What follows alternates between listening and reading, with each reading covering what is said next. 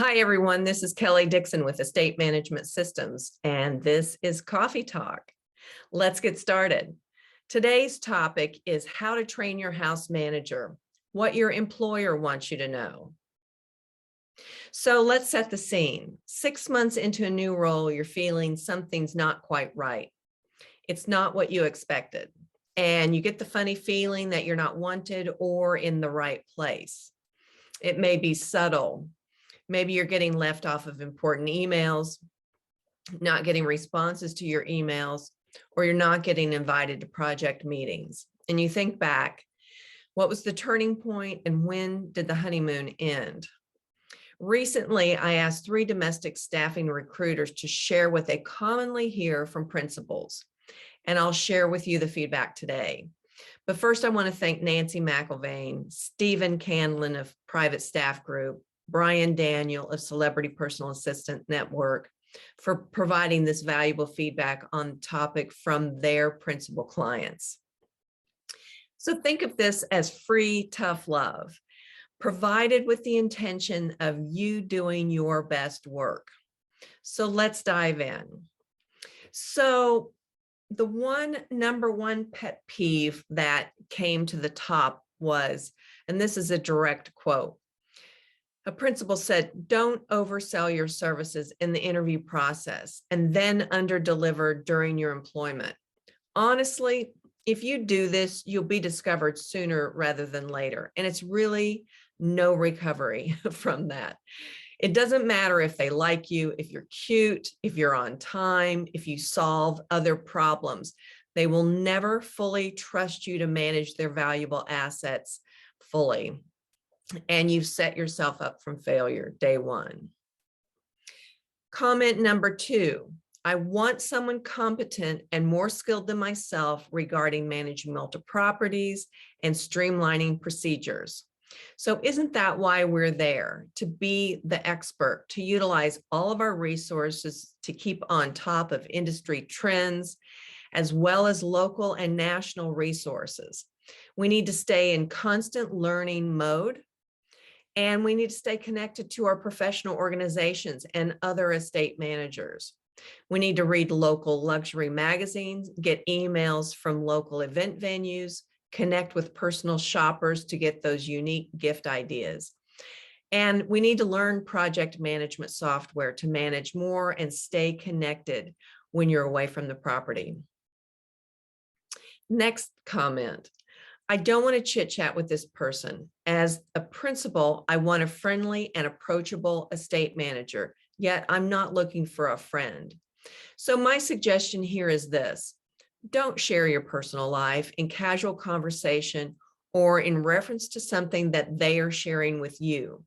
Don't explain anything with, this is what I have done in the past, and never reference, in my last position, I ...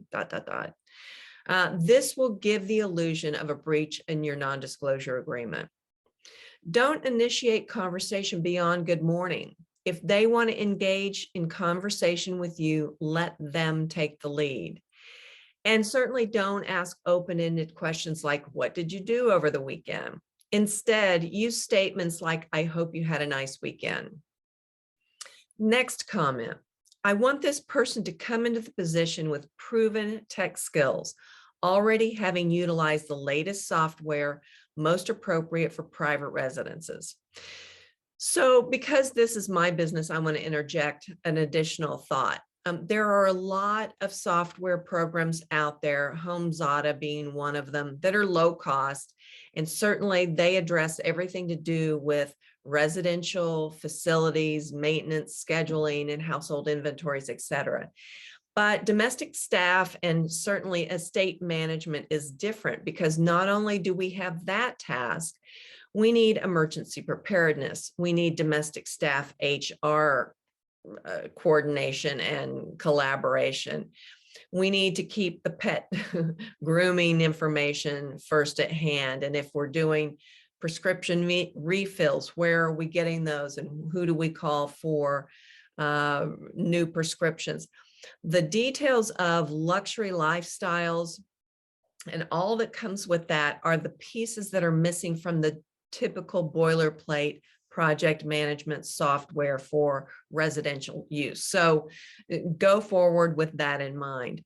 But I want to remind you that you manage multiple properties with high-tech assets, and you likely have a six-figure operating budget.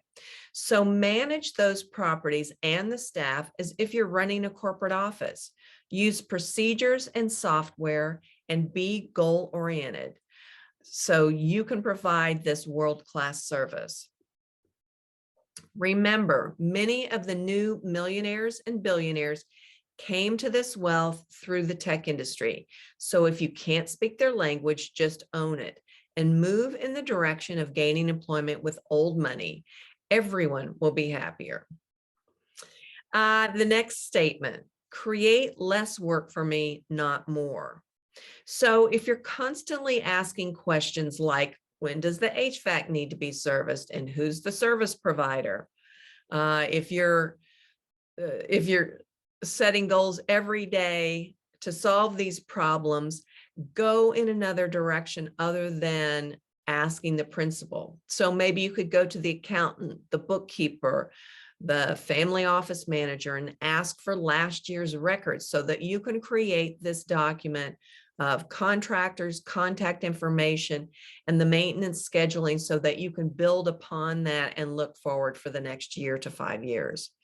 And I suggest error on the side of making smart mistakes while trying. And instead of doing nothing or asking a million questions, it's really, we do live in a bit of a state of we're never right, but the last thing you want to do is annoy someone with too many questions if you have not already done the work to try to solve that yourself.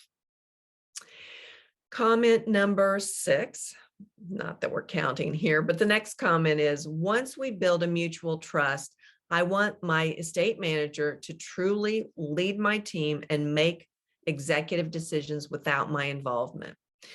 So, but I say wait for the clues that you are trusted, and they'll let you know by saying, hey, I trust you, or something along those lines. So let's take a step back, though, and analyze how we should be building trust.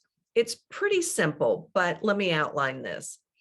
Arrive early, be prepared, be unflustered through the storms, thoroughly vet your recommendations and your research with enough options that you can provide an educated opinion if asked about your decision and the reasons you didn't select the other options. Always work as if someone is watching and listening to you. Show up with a plan every day for the day, the week, the month, and the year. Provide a weekly property report to summarize completed, upcoming, and stuck projects, along with the staff updates and any open proposals that need their approvals. I would highlight those in red. Provide this every Friday, just email it or drop off a paper document, just a one-pager, before you leave for the weekend to minimize the calls related to what did you do all week. I suggest you also own your mistakes and then fix the fixable. Be the one who shares this information and don't wait for them to come to you to say that they have found this out. And if you don't know how to do something, own it. But first, Google it, YouTube it, or source it through your estate manager's network. And when you're building trust, hit repeat and then wait. This takes time, but you can do it. You know how to do this. So this was great feedback from our domestic staff recruiters. Now I'm going to tell you what they didn't say, and which could be as important or more important than what they did say. And I apologize to you now if some of this information seems sophomoric. That said, I added this section because I've seen so many seasoned professionals make these same mistakes, and I'm including myself in that category. So, number 1, if you're confused, overworked, or being asked to do something unreasonable, ask for a reset. Now, It's best to bring this to their attention first, as opposed to letting them call you out for poor performance. Address your concerns professionally and refer to your job description, employment agreement, or HR laws as needed. Outline the items that are different than what was originally explained and understood, and be specific in how you want these to change. Once you create boundaries, then stick to them. So what can you do to turn things around tomorrow? Ask for this meeting, make notes and corrections in writing, and I call these the memorandum of understanding, and have all parties sign this agreement so that everybody can move forward with a clear document of the changes in the relationship. Number 2, I'm telling you, if you need time off, ask for it and don't explain why you need it. So if you can't give 2 weeks notice, then say it's necessary and unavoidable request. Leave it at that. But remember, the number one reason you're there is to make their life easier. So if you need excessive time off, if you have frequent personal dramas, or if you need a regular 8 to 5 job with weekends off, this profession's probably not for you. Own it and move on to something more mainstream. Number 3, if you've been exposed to COVID, let your employer know as soon as possible. And if you announce this in their presence, hopefully you're wearing a mask. Number 4, pursue regular communication with your principal or your chief of staff on a weekly basis.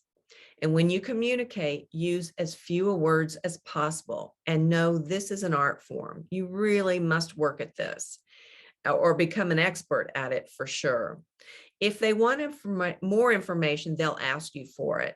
Learn to communicate, written or verbally, with as few words as possible. And if they ask for it, provide options and offer recommendations why you selected your option. My pro tip around communication is to be brief. And this is the preferred method of communicating with your principal or anyone higher up than you. Use bullet points and start your bulleted information with words like housekeeper's time off request or upcoming guest visit details, etc. Instead of going down the path of saying, the other day, the housekeeper walked into my office and said, da, da, da, da, da, or we're in the middle of working on blah, blah, blah. You've already lost them at that point. So when you create these bullet points, you'll want to bold or underline the most important words so that no one needs to read the full sentence to know what you're talking about. I suggest using the bulleted point information written and verbally. Point number 5, I want you to start providing stealth service and require your staff to do the same, to cut the chatter and the distractions. Additionally, I want you to make sure that you're wearing minimal makeup, jewelry, and your clothing and shoes aren't distracting. And this is hard to find shoes that don't squeak, even soft-soled shoes. Your phone should always be on vibrate. And if you're trying to gain attention by looking cool or cute or fashionable, you're in the wrong profession. Make sure your clothing isn't expensive too. This is very important. And pull your hair back and look professional, even if you're cleaning toilets.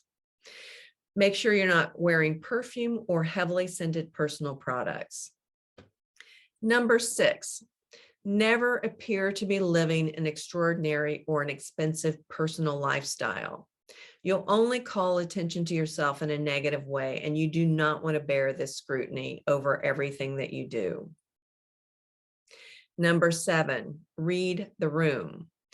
If the family or the principal is in deep discussion or disagreement, or if you hear something of a private nature, get out. Never take sides, never offer your opinion, and never provide any type of relationship advice. Number 8, this is a category called never ever do these. Never ever pitch a business idea to your principal, their guest, or family members. Never ever take a kickback from your vendors, and disclose all of your vendor gifts to your principal and ask what they want you to do with them.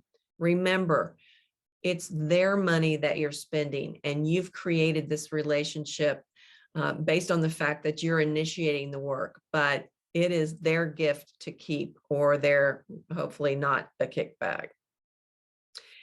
No matter what they say, and this is super important, never ever contact the HR department related to your principal and your employment. Don't file a complaint about workplace harassment or unpaid overtime. Trust me on this. They're there for one reason only, and that is to protect the principal's risk, and they are 100% uninterested in your complaint. They only want to know that you're now a risk factor for them. So go to your plan B, get an HR attorney, or just look for another position, and keep going. You know when you need to get out. Number 9, if you've made a big mistake that has cost your principal money, even with an unlimited budget, basically they'll never forget this. So can you recover? Yes, but document and CYA, because it's the next time you ask for a raise, it's almost guaranteed to come up. And document everything, like the money that you saved the principal, the mechanical failures that you avoided, when you lowered the principal's personal risk, and when you sourced an impossible to get or unique gift find. When you ask for a raise, make sure you've got all this documented and in your back pocket. And lastly, I'm going to tell you that once you lose your principal's confidence and trust, it is time to go. Suck it up, learn what you need to do differently next time, and be thankful for the experience, and find another more appropriate fit for your services. But be sure to define what you're looking for on your resume so that the next recruiter that you work with can direct you to a more appropriate employer. So in closing, I want to reflect on this year's Coffee with Kelly sessions. 2021, we tackled some really big challenges for the domestic staff and estate managers industry. We talked about training new billionaires, working in toxic narcissistic relationships, managing up and strategizing our relationship with our principals, expanding our services to multiple properties. And we talked about building your personal brand and marketing yourself as the true professional that you are. So thank you for joining us today and throughout the year. It's been an amazing experience for me personally to be a small part of this, helping you through the rough spots to focus on a balanced life and mentally healthy lifestyle, all while providing world-class service. I thoroughly enjoy getting your emails, texts, and social media posts. Keep them coming. Happy holidays, and I'll see you in January.